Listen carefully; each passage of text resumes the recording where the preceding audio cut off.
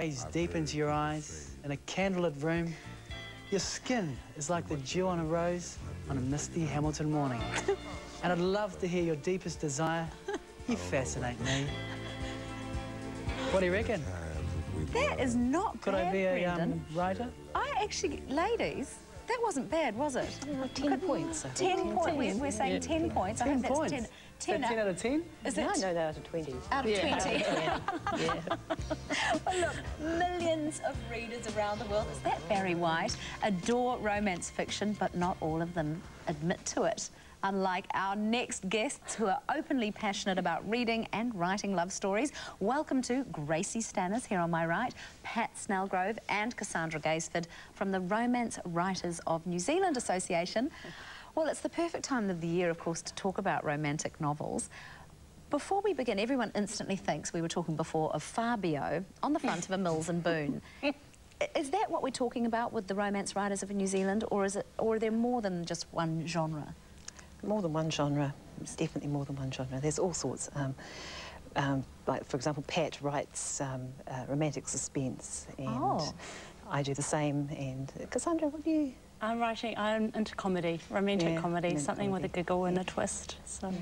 But I think, though, it's fair to say, though, we were talking to Laura Croach earlier, who is a regular book reviewer we have, and she said literary romance tends to be unrequited or perhaps sad, sad endings.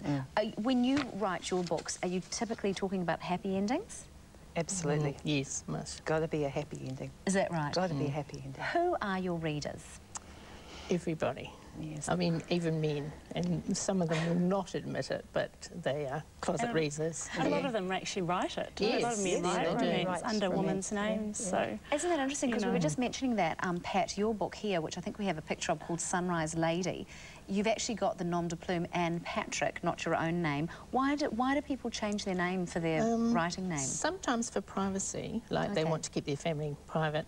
In my case, it was sort of a combination of two things. My grandmother was very passionate about me doing things. Anne's my middle name, and my father was convinced I was going to be a boy before I was born, and so I was going to be Patrick. So I put the two names together, but by keeping my own name in future, if I want to change genres or anything like that, I can use that. So it's just an option, but not everybody does it. It's very interesting. Now let's go back to Fabio, because I remember meeting Fabio. Because he came for a telethon, I think, about 20 years ago, which I remember meeting him. Does he still appear on all those Mills and Boon? Not on all of them. No. He's probably a bit old now. Yeah, he still looks fantastic, though. He does, doesn't he? The big rippling chest, and supposedly every woman's dream. I believe he's actually got his own agency or something like that now, and he doesn't do as much. But so he has other men who do the modelling, who do the rippling covers. Do the rippling. So are romance novels always predictable, and does the woman always get her man? I think probably she always gets her man.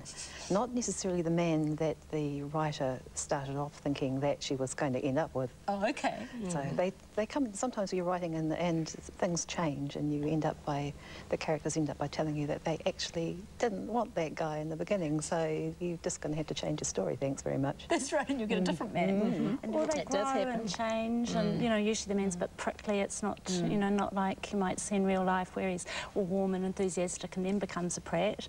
Usually he starts off a little bit kind of with a few edgy bits, and then he becomes a nice, beautiful, romantic, loving, reliable man. So she gets a different man. Why do you think it's so popular to read romance fiction? Because it's just a multi-billion-dollar industry, isn't it? Why is it so popular? I put it down probably to a lot of it is escapism too. I mean, people want to read things about happy lives and such, like when their life perhaps isn't as happy as what it could be. Enjoyable. I mean, you can lose yourself in a book when you're anywhere, and that's what I think anyway. Let's talk about what each of you does. Gracie, first of all, you actually write short romantic stories. Where could we read those? I have only been published once in short romantic stories, and that was in Woman's Day at the end of last year. I've got another one coming up on Women's Day sometime this year, which is rather nice. But I'm also working on my second novel, so a bit long.